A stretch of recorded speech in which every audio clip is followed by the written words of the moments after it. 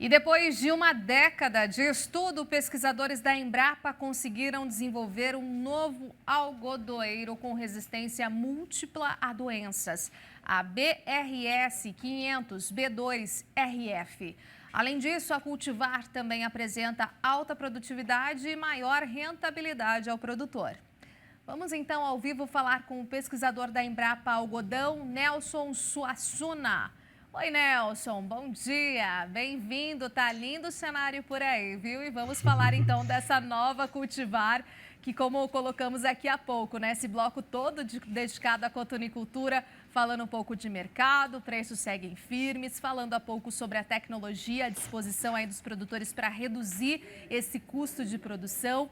E, claro, trazendo também toda essa questão divulgada recentemente pelo Ministério da Agricultura do zoneamento agrícola para risco climático. Ou seja, a gente tem aí toda a forma bastante ampla, né? E, claro, quando falamos em tecnologia à disposição do produtor, vindo da Embrapa, com certeza é de encher os nossos olhos. Como é que vem essa tecnologia? Explica pra gente. Bom dia, Renata. Obrigado pelo convite, né? Em nome da Embrapa, agradeço a oportunidade de participar. Como você mencionou, esse resultado que a Embrapa está entregando, a cultivar BRS 500 B2RF, é fruto de um longo período de trabalho e vem de encontro a essa ansiedade do produtor, né? Em reduzir custos, né? O algodão é uma cultura de custos muito elevados e por volta de um quarto, 25% desses custos são relacionados com o manejo fitossanitário. Então, a BRS 500 tem como seu principal ponto-chave a sanidade, resistência genética à mancha de ramulária, que hoje é a principal doença da cultura, né, no Cerrado do Brasil, e uma boa tolerância aos nematóides das galhas, também é uma doença muito importante aqui no Cerrado, e outras doenças secundárias, como a mancha angular, uma virose importante, a doença azul, entre outras, né? E, ao mesmo tempo, a BRS 500 alia uma alta produtividade de algodão em caroço e em pluma. Agora, em relação, por exemplo, à questão de ser múltipla em relação às doenças, né? Como é que a gente pode detalhar isso bastante especificamente? A gente tem bicudo, por exemplo, e outras questões que afetam aí toda a questão de produção e produtividade da lavoura, não? Sim, Renata.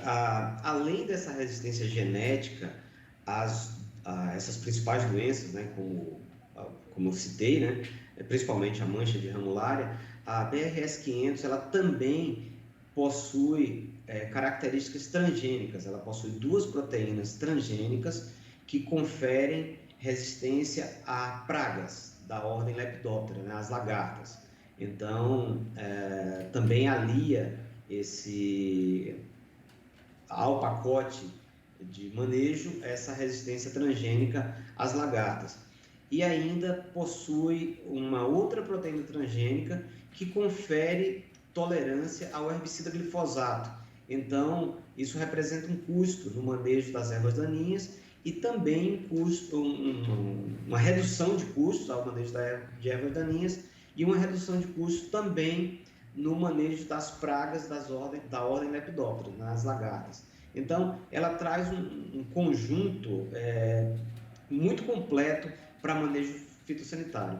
Infelizmente, para o bicudo, que é a principal praga da cultura, ela não tem nenhuma cultivar, nem no Brasil, nem no mundo, tem resistência nem genética, né, natural, nem transgênica ao bicudo do algodoeiro. Hoje, o bicudo do algodoeiro vamos dizer, o nosso pior inimigo e o alvo número 1 da pesquisa, não só da Embrapa, mas de várias outras instituições de pesquisa.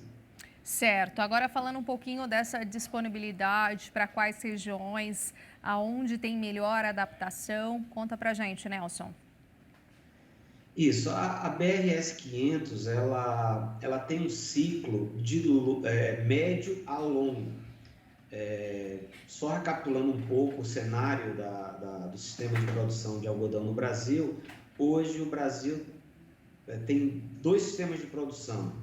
em termos de épocas de plantio.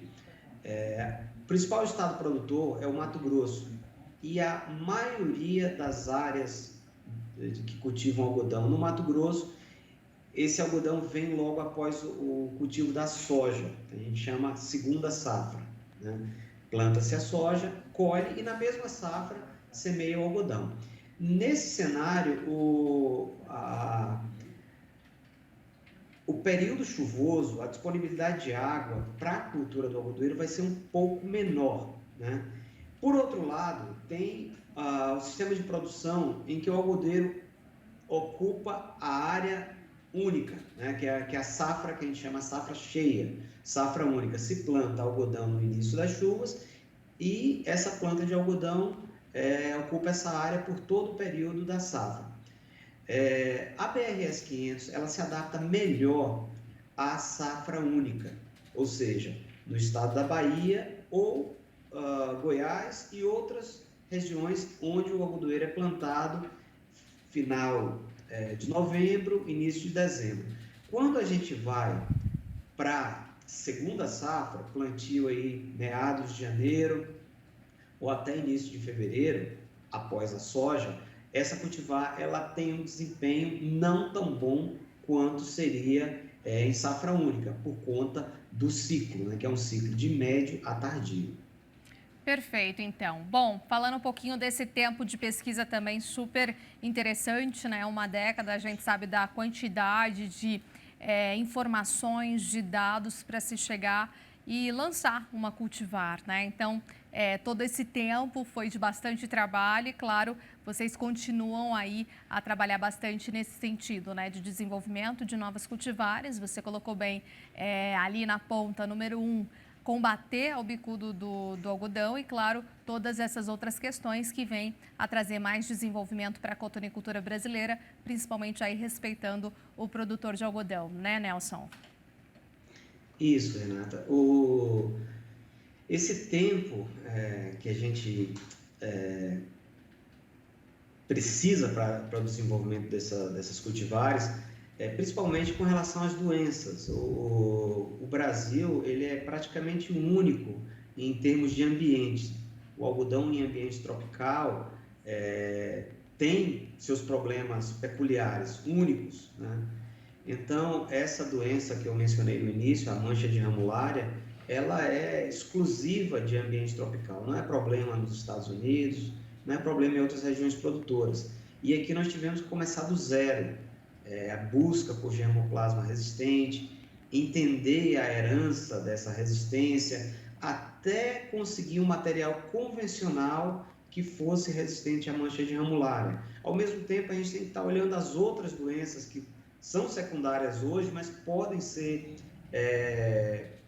primárias no futuro. Então a gente já tem que preparar, fazer esse melhoramento preventivo, né? E ao mesmo tempo o material tem que ser muito produtivo. O cultivo do algodão no Brasil é muito competitivo. Nós temos a maior produtividade em área de sequeiro do mundo. Então o produtor gasta bastante, é uma lavoura de custos muito elevados, então ele precisa ter rentabilidade, ele precisa ter produtividades altas. Então a gente tem que aliar tudo isso.